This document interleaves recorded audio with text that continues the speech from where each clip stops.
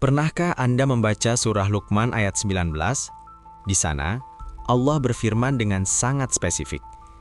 Inna ankarul aswati la sautul hamir. Sesungguhnya, seburuk-buruk suara adalah suara keledai.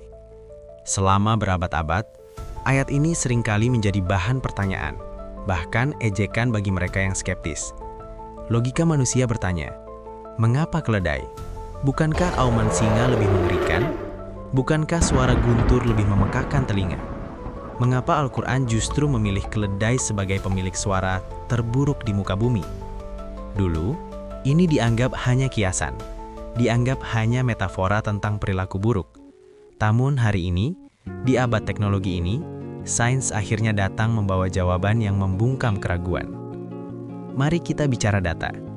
Dalam ilmu bioakustik modern, suara dinilai bukan hanya dari keras atau lemahnya, tapi dari keindahan gelombangnya atau harmonisasinya. Para ilmuwan meneliti spektrum suara berbagai hewan. Suara burung memiliki pola yang teratur. Suara manusia memiliki ritme. Bahkan auman harimau, meski menakutkan, memiliki frekuensi rendah yang konsisten untuk mengintimidasi. Tapi, ketika alat ukur diarahkan pada ringkikan keledai, hasilnya mengejutkan. Ringkikan keledai dikategorikan sebagai suara yang sangat inharmonik. Ini adalah istilah fisika untuk suara yang tidak memiliki harmoni. Mekanisme suara keledai itu unik dan kacau. Mereka bersuara saat menarik nafas, atau ingress, dan saat menghembuskan nafas, atau egress, secara bersamaan. Ini menciptakan tabrakan frekuensi yang kasar, patah-patah, dan tidak memiliki pola gelombang yang bersih. Secara fisik, suara ini adalah polusi bagi sistem pendengaran manusia.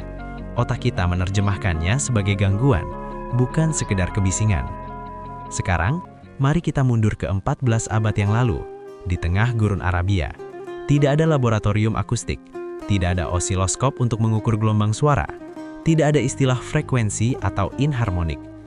Jika Al-Quran hanyalah karangan seorang manusia biasa yang hidup di zaman itu, bagaimana mungkin ia bisa memilih satu hewan ini dengan sangat tepat secara ilmiah? Mengapa tidak memilih anjing atau unta? Pemilihan spesifik terhadap keledai membuktikan bahwa penulis ayat ini bukanlah manusia yang hanya mengandalkan telinganya, melainkan sang pencipta yang mendesain pita suara makhluk tersebut.